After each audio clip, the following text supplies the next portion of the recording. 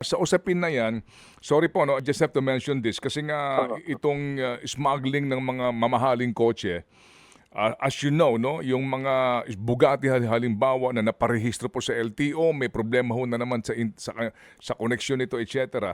Um, Kayo ho ba a-action pa po ba dito sa mga nangyari na pong klarong smuggling po at pagmamaniobra ng mga customs documents? Halimbawa po nitong Bugatti issue ng certificate of payment po, klaro po na dumaan sa Batangas Port at meron mga nakapirma dito taga-customs at ang ginamit po na certificate of payment para sa mga motorsiklo pero na iparehistro pa rin po oo. sa LTO, etc. Nakalagay nga po doon parang spare parts eh. Mm. Nire-respeto ko po yung naging proseso nila dati. Wala naman, again, pag-uusga, open-minded po ako. Subalit, Mhm. talaga pong kinakailangan kong i-reinvestigate po talaga yan. Kasi, alam niyo na, parang malaking malaking insulto po sa ating lahat. Nakikita po natin sa kalye yung ganyan. Although tingnan ko po, nakaparada po sa loob ng Port of Manila yung dalawang Bugatti. Ngayon nga lang po ako nakakita ng ganong kagandang sasakyan. Kailangan pong i-reinvestigate po natin yan. Again, wala akong pag-usga. Mhm. Subalit, ako po ang magkakaroon ng final disposition. Karapatan ko naman po na tingnan muli kung ano po yung nangyari dyan.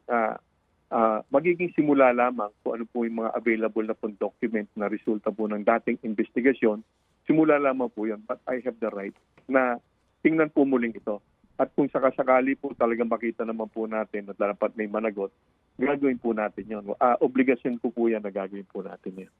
Okay, yung pong mga nakapirma dito, no, halimbawa itong si Harold Agama, opo, ang pinakahuling balita po namin from the Port of Batangas, siya po yung Deputy Collector for, ano doon ng Pantalan ngayon po nandyan sa NAIA. Ito pong mga nasangkot po dito, meron ba tayong balita kung nasa saan na itong mga to?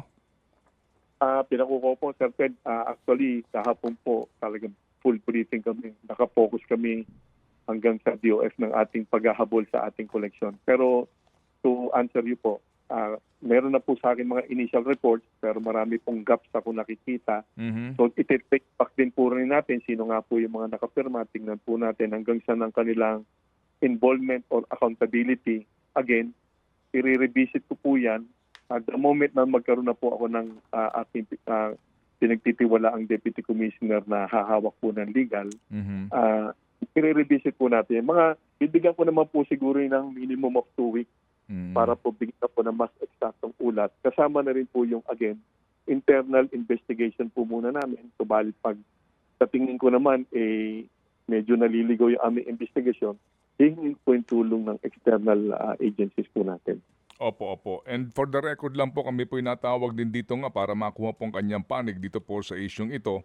Bagamat ang pinakahuli ko pong hawak na dokumento nga dito from Deputy Collector for Assessment Port of Batangas, siya po na-assign sa Deputy Collector for Assessment in NAIA. No ho? At kami po nagbigay po din ng pagkakataon nga sana na siya makapanayam tungkol po sa isyong ito. But definitely sir, sa kaninyo, lahat po ng mga umano ay nakapirma sa mga certificate of payment na ito o mga naging responsable sa release ng mga Bugatti na ito ay ano po, papapanugutin po ninyo, ano papapaliwanagin po ninyo, paano po?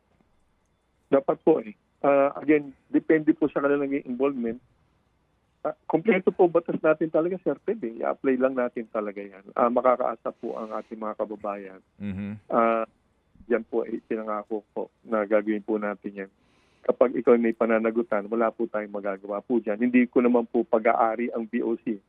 So kung ano po ang nasa saad sa batas, available po, gagawin po natin yan. Kaya again, nananawagan nga ako sa ating mga kasamahan. Ano na po, habang ako po yung commissioner, medyo mas behave po tayo ngayon.